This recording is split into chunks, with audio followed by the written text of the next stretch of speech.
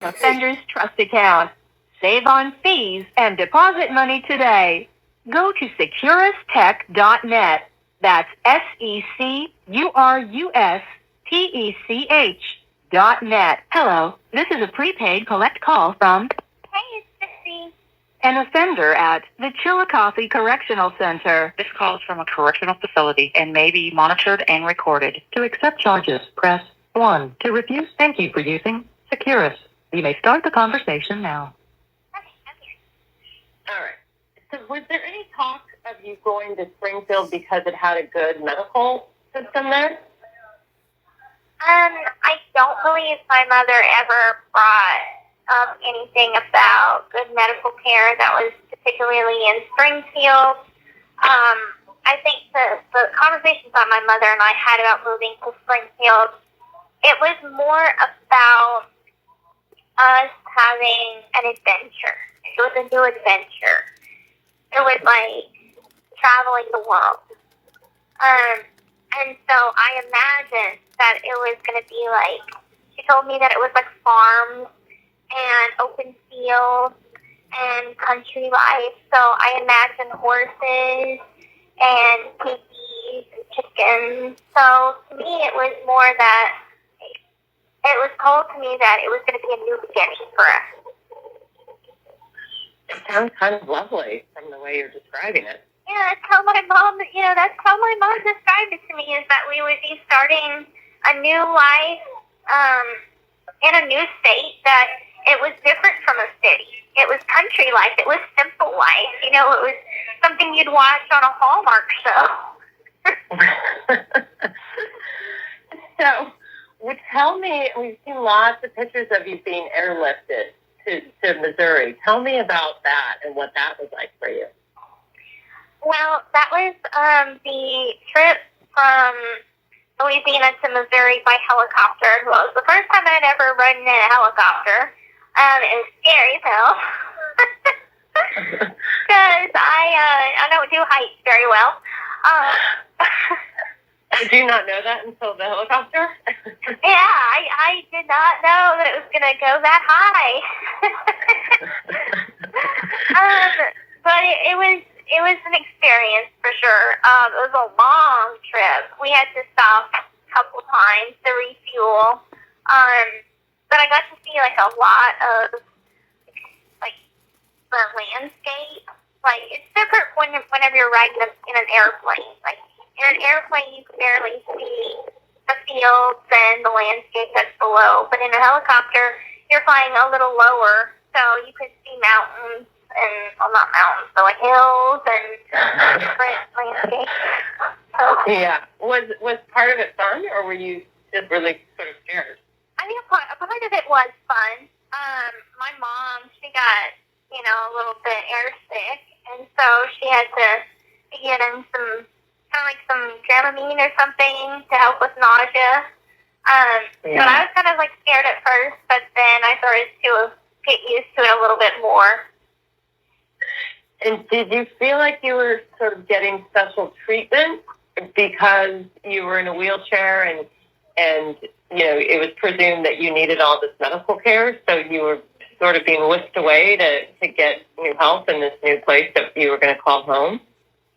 No. I didn't feel like I got special treatment because if you think about it, I had been treated that way my whole life. So I didn't think that I was being treated any different than another child, to be honest. Okay. Because that's just not something that was in the forefront of my brain growing up. It's like, I thought this is how every child was treated. I didn't know that it was any different. Isn't that interesting, our perspective on things, Thinking back on it, I'm like, how did I not question this, or why did I not question that? But, I mean, if you think about it, I didn't get to play with other kids. I didn't get to associate with other kids my age. So I really didn't see how their life was different from mine, or how they were treated in comparison to me. So it's like being treated like you're just a delicate little flower your whole life. You don't know any different. Yeah. So tell me about landing in Missouri and a place that you went where you first met Nonna, Marcia Smith. Yeah. Okay. So, we landed from the we landed in Missouri, and it was on the rooftop of St. John's Hospital in Springfield. And I just remember thinking, like, okay, we're at a hospital. This is normal. This is my normal everyday life. It's not weird at all. So, yeah, we get to the hospital, and This call is from a correctional facility and may be monitored and recorded. immediately we are taken to the hospitality house that is within the hospital. And it's where people stay while they are receiving treatment or they have medical appointments, whatever. And that is where my mother and I met Marcia Smith, and she was working as a secretary at the hospitality house. And she was just, oh my gosh, she was just this really nice woman. She gave me a hug, and her smile just made my day. Like, she made me feel like this was a safe place.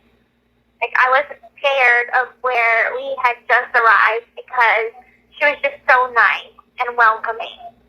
And so we talked with her. My mom and I just talked with her for a couple of hours and got to know her. And pretty soon after that, like, Nonna just became like a part of my life.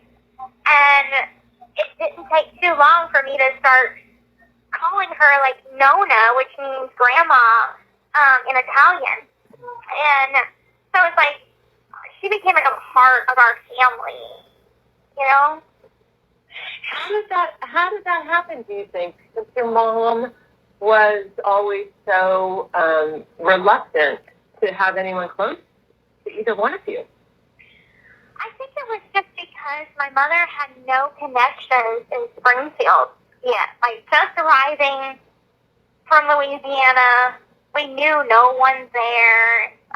So I think establishing connections that was at the hospital, that my mom could ask, okay, what are good doctors that you would recommend at this hospital for Gypsy? Just having someone to talk to about that kind of stuff. I think that's why my mom was a little more open to associating with Nonna at the time. Yeah. And did you ever think about, and I know, like, how close did you get with her in terms of, like, spending time alone with her and having her come over to your house and that kind of thing? Nonna and I were, like, really, really close. My mom would set it up to where me, Nonna, and my mom would all go to the movie theater and watch a movie together. My mom has a couple of health conditions herself, so whenever my mom needed to have, like, a sleep study done for herself that required her to be in the hospital, she would ask Nonna to watch me to where I can go stay overnight at Marcia's house.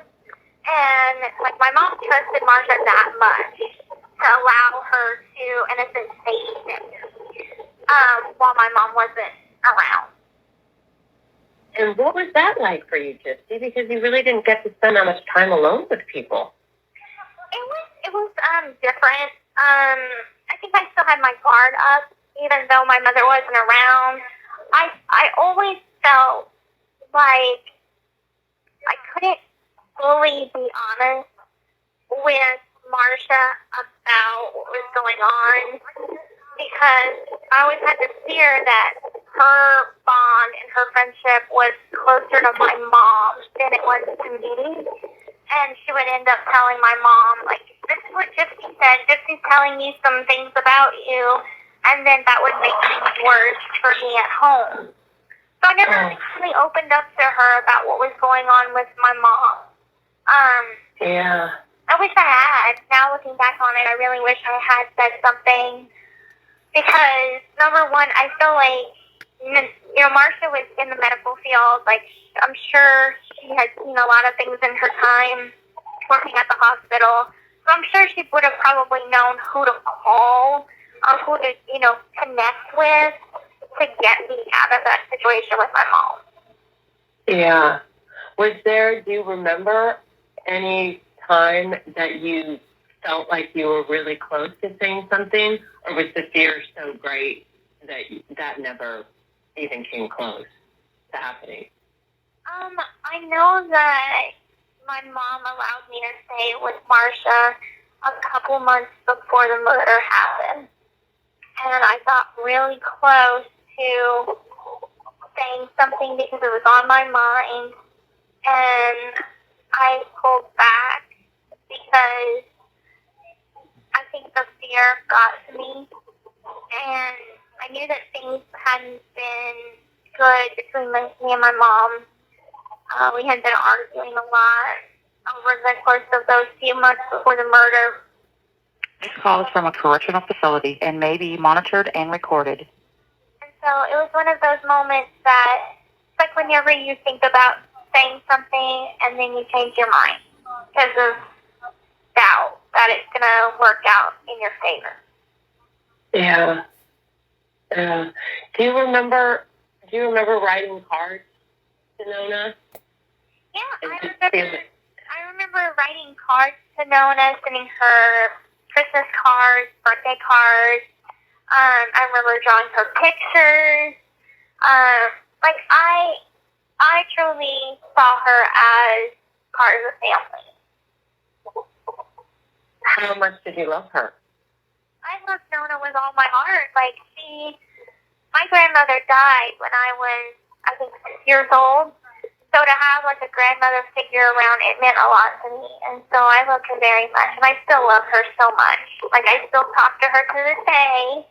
I send her e-cards on, my tablet. We email each other. So. Oh, she sounds like a real gift in your life, despite, everything that happened. I am blessed to have her in my life.